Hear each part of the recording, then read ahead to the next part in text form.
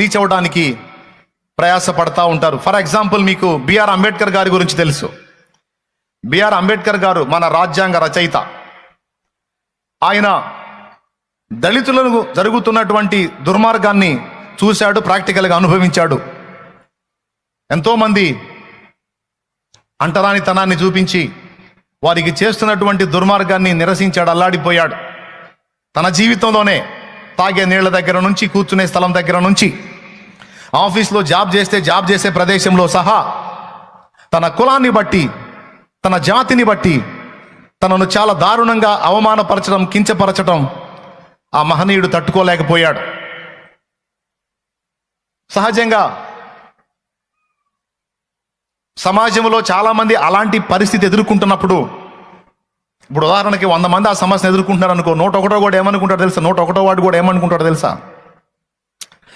అందరూ అనుభవిస్తున్నారు, నేను అనుభవిస్తున్నా, ఇంకా చేసేదేముంది, అదంతే, ఆ జాతిలో పుట్టడమే మా పాపం, దేవుడు మా ముఖాన్ని అలా రాశాడు,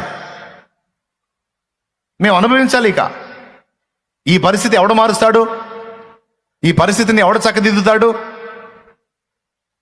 ఈ రకంగా తరతరాల అవమానాలతో అన్యాయమైపోతున్న ఈ జాతి కర్మ ఇంతే అనుకోవచ్చు. మరి ఇప్పుడు 1,00,000 మంది ఆ బాధ అనుభవిస్తుంటే 101వ వాడు కూడా ఖచ్చితంగా అదే అనుకుంటాడు.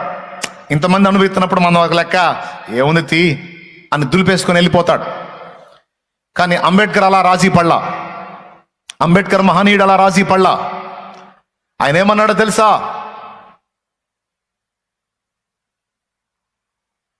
నా జాతి మొత్తం దీని విషయంలో ఆలోచన చేయకపోయినా నేనన్నా దీని గురించి ఆలోచన చేయాలి.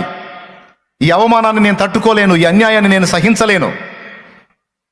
నా బ్రతుకు మొత్తాన్ని పణంగా పెట్టైనా సరే, నా జీవితాన్ని అంకితం చేసైనా సరే, నా జాతికి ఈ అవమానాల పరిస్థితి నుంచి విముక్తి కలిగించాలి. దానికోసం ఎంత కష్టపడైనా సరే నేను సాధించాలి అని ఆ పసితనం నుండే దీక్షాబద్ధుడై నడుం కట్టి కష్టపడి చదవటం మొదలుపెట్టాడు. క్లాస్ రూమ్లో ఆయన కూర్చుంటే ఎవ్వడూ పరిష్కరించలేని ప్రశ్నలకు ఆయన సమాధానం చెప్పేవాడు. కానీ ఆయన మాత్రం లాస్ట్ కూర్చోవాలి. ఆయనకు దప్పిక అయితే మిగిలిన పిల్లలేమో వెళ్ళి గ్లాసు కుండలో ముంచుకొని తాగొచ్చు,